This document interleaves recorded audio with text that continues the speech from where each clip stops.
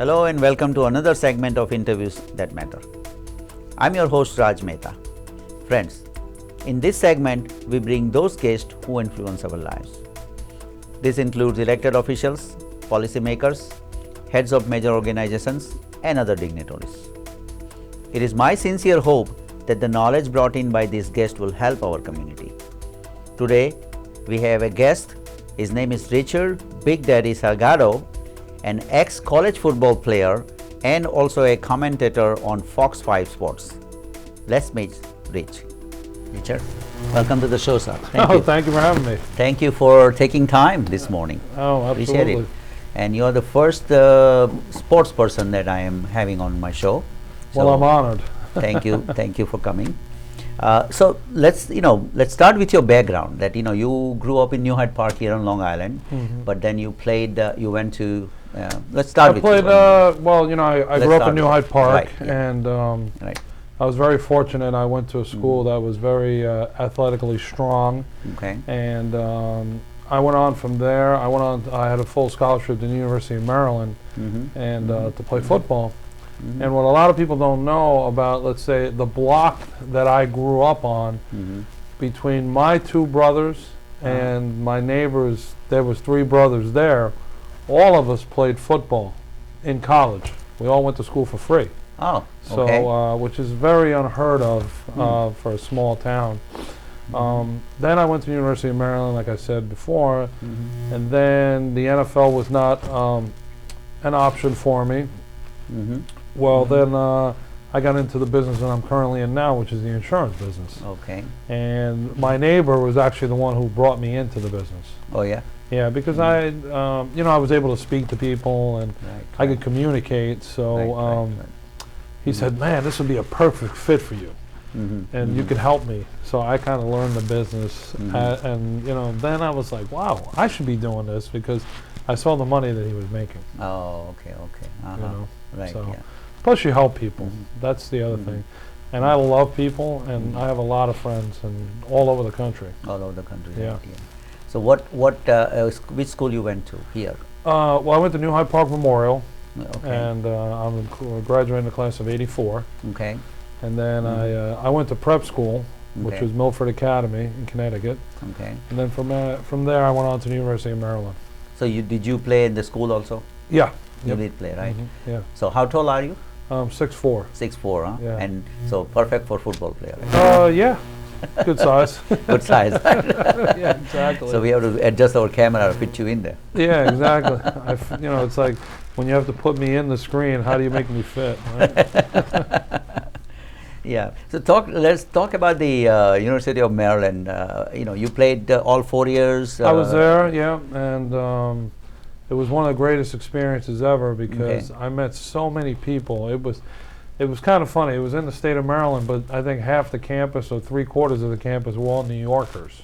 Oh, wow. So a lot of Long Island people down at the University of Maryland. So what was your role in the football on the field? Like, what were you? I was an offensive lineman, so I blocked for the running back and blocked for the quarterback. Try to get the ball in the end zone. Oh, okay. So you're basically a blocker. Blocker, yeah. I wasn't a running back or a wide receiver. I didn't get to touch the football, unfortunately. So let's talk about the football insider, right? Can you just tell us something that we don't know? We are all we do is watch the football. Yeah, we know the rules. You know the rules, and but what we don't know. Well, there's a lot of things. The best example is a lot of people always want to know what the quarterback is yelling out when you get up to the line of scrimmage, and it means a couple of things. When the quarterback gets to the underneath the center or up to the center, he calls out plays according to what the defense is on the field. So let's say we say we're going to call play right. Okay, and then we go up to the line of scrimmage, and the quarterback sees that there's too many people on the right for us to go to. Okay. He'll turn around and change the play. So instead of going right, we'll now go left. So he basically, depending on what team, because every team has different terminology. Right. He's calling out the plays. He's calling out the protection. So And sometimes when you watch a game, you always see the quarterback, he's always going like this, yelling down, Right. because it's so loud, Right. especially if you're playing in Michigan when everybody's screaming. the 5 guys up front or the 6 with the tight end, they have to be able to hear the play. Okay. So that's, a lot of people always say, hey, how do you know what to do, or what do you know when the snap count is? Because that's all predetermined when we're in the huddle. Right. And then when we get up to the line, the quarterback will look to see what's going on out there. And then if everything's kosher to go and do it, we do it. If it's not, then he changes the play, and then you have to do what he tells you to do. So that's a lot of people always say, a lot of yelling, a lot of quarterbacks saying so much. He's telling everybody what the play is. So that's why he's yelling it out. If he's yelling and he's telling all the play, then other people also know what's going on. No, Defense. because what happens is, the playbook is geared. The defense doesn't know what the offense is doing. You know what I mean? It's not like he's saying we're going right, we're going left. Everything is either by code or numbering, and what you may think is, hey, we're going right, but you're going left, and vice versa. So you're not giving away the play. Okay. You're just giving instructions to the offense. Right, but for example, if you play this same team 2-3 times, it changes. The game plan always changes, and Right. and I don't think guys have that photogenic of a memory where they're going to remember. It's very difficult. So he has to decide in like a split of a second. Where does you get only so long, and then Right. you got to get the play off. So that's why guys have to run up to the ball, get up on the line of scrimmage, and then the quarterback will call it out, and then let's get the play moving. And he has to just get the ball out. Yeah. Whatever Whatever he's doing, is if it's a available. pass or a run, whatever, Pass, he's right. got to get it before that clock hits 0. Right. Oh, okay. What do you mean by clock? Because you have the play clock. Oh, the play. Not the game clock, the play clock. Yeah. Okay. Before that, he has If to not, then you have delay a game, and then they push you back. Oh, okay. You played for 4 years at the college. Yeah, all, I played all there, 4 years, and you had the same quarterback or a different? No, we quarterback? had different. Right. I had a couple of quarterbacks. I had Neil O'Donnell, who was my roommate. Okay. He went on to play the Steelers and the Jets. Oh yeah. Okay. I had Dan Henning, who didn't get to the professional level, and Right. but his father was a famous head coach. And those are really the 2 guys that I had the whole time. What is the role of the coach? I mean, Well, the coach. we know what coach does, but the coach. You know what? The best coaches are like CEOs. Okay. They're here at the top, and then they hire the right assistants to manage the team, but the coach oversees everything. Okay. When you have a guy that's too overbearing, nowadays a guy that's that overbearing sometimes doesn't work. Okay. But I think the head coach has always been the CEO, the one that has to keep the team in place. At the college level is different than at the pro level, because at the college level you have to recruit kids. So Right. you have to meet parents, and you've got to meet alumni, and you have to meet school boosters and administrators, where at the pro level the coach is given the players, and he coaches what they're given or Right. what they draft. So it's totally different, because sometimes the head coach has input, but there's a general manager, and he may want to draft a player that coach may not want, and vice versa. Okay. So 2 different things. But the strategies are decided by coach. Yeah, the strategies are decided by coaching Right. staffs, and obviously for the person that's a novice or doesn't know football, you have the head coach, and then you have what's called an offensive coordinator and a defensive coordinator. Okay. And they're the ones that set the game plans and put the playbook together, and then it trickles down to the assistant coaches, position coaches. So it's like a pyramid. Here's the head coach, here's the offense coordinator, here's the defensive coordinator. Okay. Then here, quarterbacks coach, running backs coach, offensive line coach, wide receiver coach for the offense. Okay. On defense, you have the defense coordinator, you have the defensive line coach, the linebackers coach, the defensive backs coach, and then you also have a special teams coach who handles, the extra points and the kickoffs and the kickoff returns. So mostly on TV you see the head coach. Yeah, don't most see of the the other time. You people, don't always obviously. see the other guys, because Right. what happens is sometimes you have guys up in the booth And the guys that are in the booth are looking down, they're watching the game, right? And they make recommendations to either do this on offense or do this on defense. Not while playing the game, right? When they are No, out during of the the playing field. the game. During the play in the game, also communication is going on. Yeah, communication's going on. Yeah, At the how did they have, like? Well, at the NFL level, the quarterback has a headset. Okay. And I believe the middle linebacker on defense has one. Okay. In college, you don't have that. Oh, college you don't. In college, you run the plays in or you do signal. Oh, okay. So quarterback has the guidance from the coaches, like quarterback coach and then all the way from top coach, head coach. But he also has to decide on his own also. Well, what happens is like I stated earlier, that when you get given a play and you go out on the field and then that play is not good to run against the defense, he's the one making the call. So the quarterback is the toughest position because they have to be intelligent, and they have to see if the play could be run. If it can't, then he has to come up with something that makes sense to run so that they can benefit. So normally, on a fourth down, you kick. Then many times, if you have 4th and 8, 4th and 9, you're kicking. Then you kick. If you have 4th and inches and maybe you're close to the other team's goal line, then you may go for it. But everything's always game situation. Right, because many times they just decide to go for the 4th down. Yeah, sometimes they just kick it. They're just afraid. It's very, it's difficult to go on 4th down for the 1st down, depending on where the ball is marked and what, the situation. So what are the risks? I mean, I'm sure that this is a very risky game. I mean, because everybody is like, I mean, you're a big guy, so probably when somebody falls on you, may not. You may feel or may not feel much. That is totally wrong. That's totally wrong. You run into people, whether you or someone that weighed 50 pounds ran into me, if we're both 10 yards away, it's going to hurt.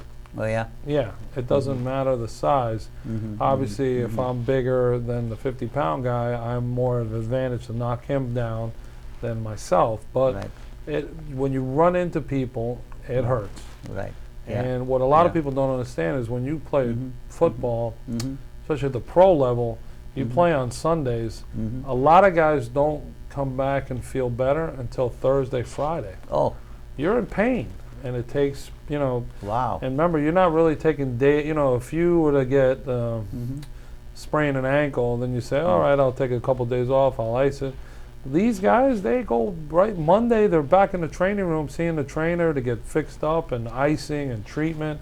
And some guys have to do treatment all the way through until finally Saturday they may feel good. Wow. And then Sunday they play again. Wow. And now what a lot of people don't know, it makes it even more difficult is with the scheduling where you have a game on Sunday and now you're playing Thursday. So think about it, you have 4 days to recover. Right. Yeah. So that may not be enough many times. Not even 3. Yeah. It may not be enough. But Monday you play.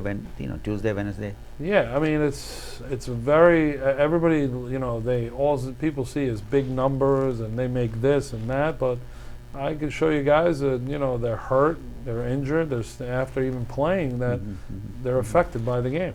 It's a violent sport. And if you're not aggressive, you won't last. But normally, you wear, helmet on the head, but all these things is open, I guess, right?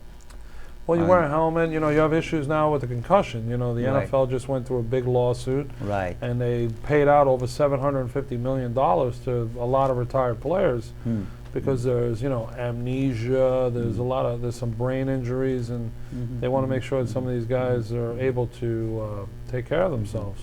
So, and it didn't happen because people talk about it. It's people running into each other, tackling, hitting, and now the NFL is taking a big stance on how the way people tackle people, how players tackle each other.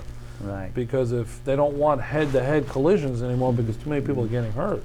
It may not affect them at the present time. Right. But when a guy hits 45, 50 years old, all of a sudden he doesn't know where he is or he has memory loss. The people are concerned about that. Wow. So it may come back later, I guess. Yeah, it can. Right. It can come back later. Right. Yeah. What is the average career length? I always thought it was between 2.5 and 2.8 years. Okay. It's not a long-lasting career, and you know, the big joke is, you know, the NFL, it stands for National Football League, but a lot of times it stands for not for long. Not for you know, long. so, Wow. and you know, that's a big joke, but it's a very, very hard business because you only have so many spots available. Right. And right. injuries happen, you know, and those are just some of the things that cause. There's always a turnover every year of new players. Wow, wow. Okay, so 2.5 to 3 years, huh? That's a short duration. And after that, I mean, you have to start all over again or do something different. You got to do something different, yeah. Something different, right? Yeah. Oh, wow. And college football is obviously, you know, you're studying. You don't make money there anyway. You don't make money. They should make money, but we don't have enough time. That'd have to be another show because you know, that's a big debate right now because some of these kids make these schools millions and millions of dollars. Exactly. And you know, the school turns around and says, "Well, we pay for their education and this and that." Yeah. But then why are these kids going out and getting in trouble because they're selling stuff because they need money? Right. Exactly. You know. Some of the kids, I went to school and I was fortunate enough to get a scholarship. If I didn't get one, my parents couldn't afford to send me to school where I wanted to go. Right. And even with all that, you know, you still need money to survive. You know, you got to be able to, even though every meal's paid for and all your books and all that stuff, but you still need money just to do even laundry, to go out to, you know, do anything. Right. So I think if every player got a little stipend, it would help. I don't know what that number is, though. I think that's the biggest debate. We'll take a short break and we'll be right back. Okay, great. Please stay with us.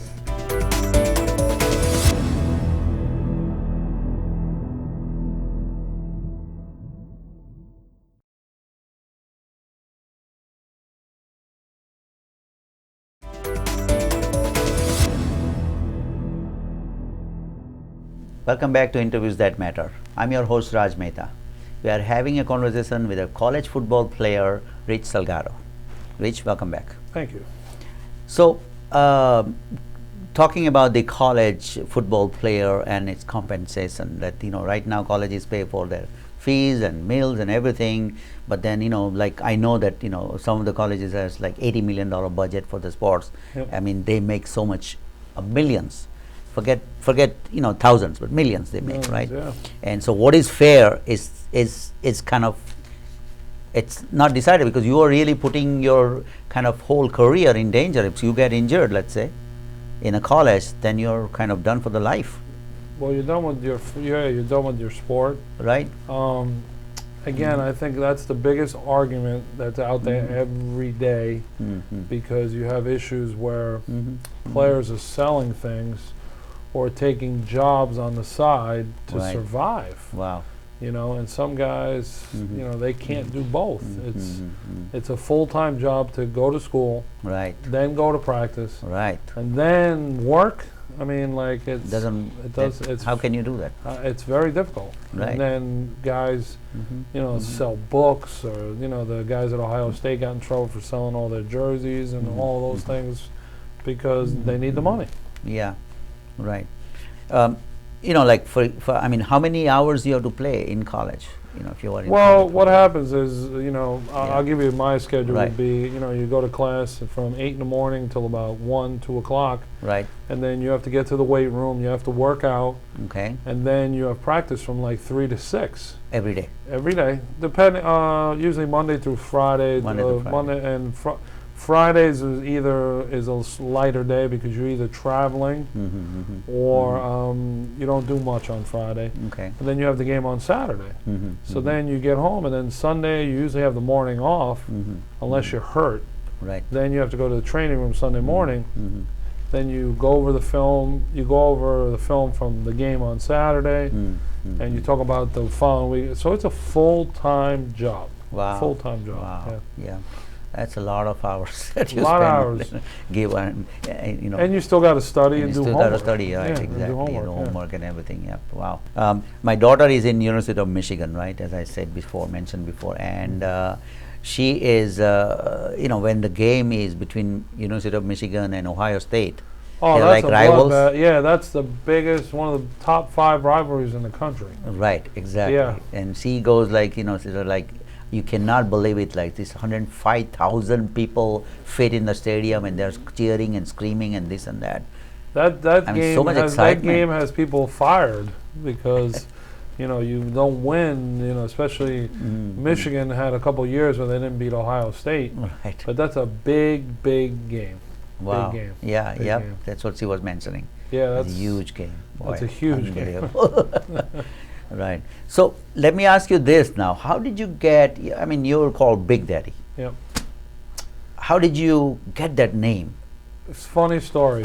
I show up at University of Maryland, Okay. and there was a player there who was about 6'8", Mm-hmm. probably about 350 at the time. Mm-hmm. And I said, "Man, Big Daddy," and he said, "No." He goes, "Everybody calls me Big Ben." He goes, "The guy that brought you down here, he's your daddy. You're Big Daddy," and that's how I got the name. That's how you got the name, and it kept And on it's for stuck, until and now. it's going stronger than ever. Stronger than ever. Right? And it's a funny story. I had to put a business card, and I put my real name, obviously, which is Richard, Right. and I put Big Daddy in parentheses in the middle because when I gave out the business card without the Big Daddy, sometimes people throw them away and they don't keep them, but I was able to do that. And then my girlfriend said to me, "I have a great business card for you. Okay. And I'm also going to save you money on it." And I was like, "Wow, this is interesting." Okay. Well, she had put my picture on the card Okay. with Rich Big Daddy Salgado, and then on the other side of the card, my logo for my golf outing was on there. Okay. So everyone in the world knew who it was and who I was, and there's no way of getting around it. So, and when I showed it to people, I'm like, look at both sides. I'm like, wow, that's a pretty cool card. And then here's a plug for Vistaprint. I'm like, yeah, Vistaprint did whatever for $50, did 1,000 cards. Where instead of going to the local guy, the local printer, and doing 200 cards for $500 or whatever, making it all fancy. So yeah, the Big Daddy name, I've built a brand, I guess, and or it was built for me, and I ride the wave. Wow. No, I think it's like you go into Google and all over you find Big Daddy. Yeah. Your name. I laugh because all those things, people, even on TV, when I do stuff on television with Fox or I can do an interview, the first thing everybody says is, yeah, Rich Big Daddy Salgado, or this is Big Daddy, and some people are like, really, or I can't call you that, and then after a while they just give in because they're like, there's 100 people in the room and 98 of them are calling you Big Daddy. So I guess that's what I'm supposed to call you, Forget Rich. Yeah, exactly. And I try. I'm like, look, my mother gave me that name. It's my birth name. Right. But it's all good. So let's talk about your, current. What are you doing currently? You said, you are in insurance business, right? And you also appear on Fox 5.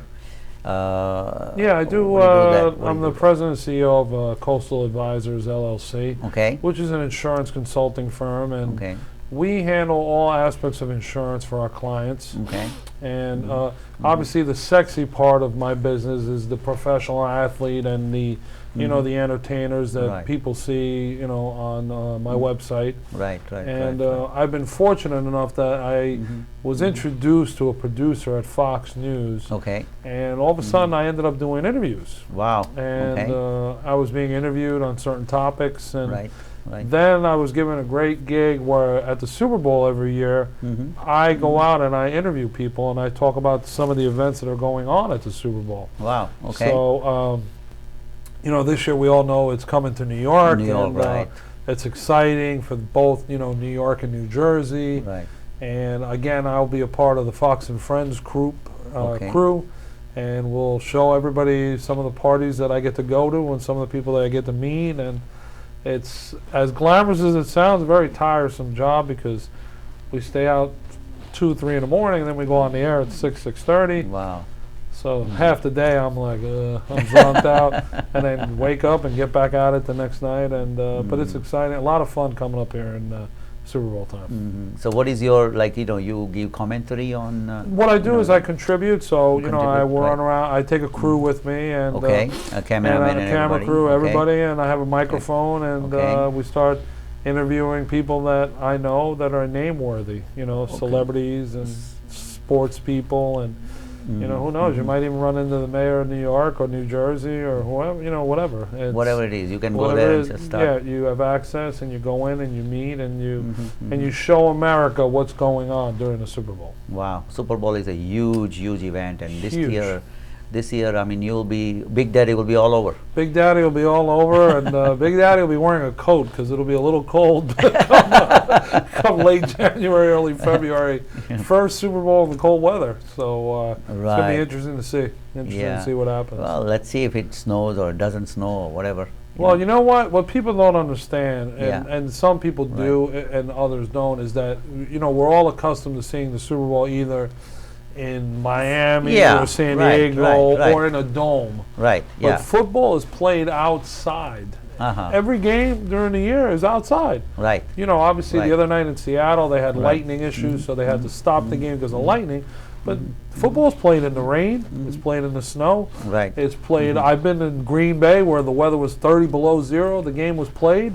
So it's not a far reach to say, hey, it may be a cold day, and it's not like it hasn't been done before. It doesn't matter what weather it is. It doesn't matter. You got to get out there. And listen, there's not one guy that's in that game that'll say, I don't want to play because of the weather. Everyone wants to get to the Super Bowl and win it. Right, so absolutely. They're going to play the game. It's a big payoff, right? I mean, obviously. Yeah, it's a lot of money for the winning team. It's a lot of money for the stadium. It's a lot of money for the the states. Both New Jersey and New York are going to benefit from this because of all the people that will be coming in, and not everyone will get to the game, but everyone wants to be a part of it. So people will. And think about it. If you were to get the Redskins in, or the Eagles in, or even the Giants, people are not flying in; they'll be driving up. It depends. It depends on obviously the two teams that get in. There's a lot of benefit to everything involved with the Super Bowl being here. I mean, it's a big benefit, economic benefit to the state also. Yeah, to the cities, to state. Exactly. I mean, a lot of money coming in. Yeah. So, let's go back to this 2.5 to 3 years career, right? On an average, how much a person can make in 2.5, 3 years? Well, obviously it depends on your salary. So, that number can range, average. It can go from 400,000 to, 18 million, 20 million, Okay. This depends on the position of the player, and obviously if you're only playing 2.5 years, 3 years, the window of making a lot of money is very small. Exactly. But unless you have a guy that's a high draft pick that doesn't perform the way he should, and then they get rid of him. So that's a very hard number to figure out, but it's not a large number. It's not enough actually, for like living life, obviously, after 3 years when you get out. Yeah, because let's say, let's just say you make $200,000 a year. Okay. Just use that as a round number. Right. Yeah. Okay, you have to pay your agent fee.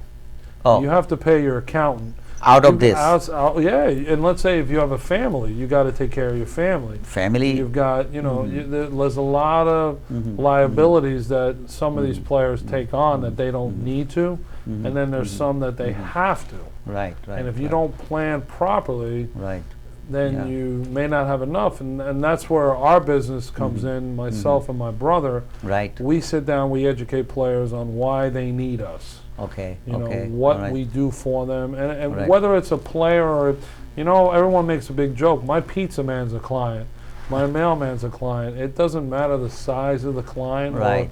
Or, some people get scared off. They think, oh, maybe I'm not big enough for you. I'm like, we never turn business away. Right. You know what? We're in the business of helping people. Right. And that's what we do with every person individually, whether you're just a business person or a business, or let's just say whether you're a family man or a house mom or a business owner or a professional athlete or entertainer. So every player has an agent? Every player, I would say 98% of them have agents. There's maybe one or two that don't. And for whatever reason, You know, you like Coke, I like Pepsi, and he likes orange soda. You know, everything's different. Every player has a different philosophy on how they want to go about things. Okay, so agent plays a role of what? Like, you know, he makes the connection with the teams? Yeah, he handles the player's contract. The contract, okay. They handle, well, I always joke around and saying the agent should just handle a contract. Don't do no more. Okay. It's like saying to a dentist, to be a doctor. Right. You know, the biggest mistake players make is when they put everything in one basket, all their eggs in one basket. Right. And you can't let one person control everything. Right. So our philosophy is to have a team around you. Right. You know what? If I do insurance, that's all I want to do. Right. I don't want to do accounting, nor do I want to do, you know, contracts or handle money. That's not my. It's not my specialty. Nor do I want to do it. You know, but the agents, that's what they're supposed to do. They're supposed to handle the depending on what point the player's at. When you get a kid from college, you're obviously trying to sell him to the teams. You're trying to make sure he's set up with his workouts. Right. You're like playing a father figure until they get drafted. Right. Then when they get drafted, then you're dealing with the teams in regards to contracts. Okay. So that's the agent's role. Okay. So initially, you know, if somebody like college football player, right, they want to be in NFL or big, you know, they would hire an agent. They hire agents, yeah. If they are a small player, if they are a big player, then obviously everybody will come to them. They do, but you still need the agent. You still need the agent. Yeah, you still need the agent because the agent has to work a contract out, work a deal out. They know the trick of the trade. Yeah, exactly. Right, you know, they're licensed, and you know they do what they have to do to make sure that their player gets the maximum earning. You know, has the maximum earning potential to get a good deal. Yeah. Okay, got you. And then out of that, agent also makes a percentage, I guess. Yeah, the agents usually make about 3%, depending on the sport, about 3%, 4%, and tough business because everything now for a young kid is there's a salary cap. So back in the, you know, about 4 years ago or 3 years ago, with football particularly, there was no cap, and then they redid everything, and now you can only, because what happened was too many young players were making these monster contracts. They were making more money than the guys that had already been in the league for 5 or 6 years, and it wasn't really fair. So they put an end to that. But wasn't it like, you know, depending on the quality? Like, for example, well, you know, it was, you know, because like the best example I could use would be Sam Bradford. He plays quarterback for the Rams. He was a guy that was the last guy to get, it was like $55 million guaranteed. And he hadn't played it down yet. And you had guys that are starting with quarterbacks that were not making that kind of money. Right. So there was no justification, and there was issues when this guy's getting this kind of money and he's not even done anything yet. So that's why they had to do, you know, the collective bargaining agreement was redone. So it's like a union, basically. Well, yeah, they have a union, but the owners. Well, there was a little bit of a lockout because the owners didn't want to. They wanted to redo everything. Let's talk about one of the most you know, memorable game that you have played. That I played? Yeah. I mean, you know, or yourself. I'd rather say that I've been to. I think. Yeah. You know what? I always go back to 2007. Okay. I was on the sideline for the Giants Buffalo Bills game. Okay. And when we walked into the stadium, it was sunny. Okay. It was a cold day, but you know, but for December, you know, nice day. Right. Then all of a sudden, we had rain, sleet, hail, snow. Wow. All in one game. All in one game. Where I had to wear a poncho that covered my head, and it went all the way down to my calves. From my calves and my shoes were drenched, wet. And the hail was so big that it was hitting. It was like tick, tick, tick, tick, tick, hitting the helmets of all the players. Oh boy. And that has always been my most memorable game because I had never experienced anything like that. Wow. And you know, the Giants ended up winning, and then they went to the playoffs, and obviously they won the Super Bowl. And it was just, I never forget that game. Never forget it. Wow. What is your advice to the viewers of this show? That, you know, if, let's say, what is the ideal situation when you think that you can play football or not play football?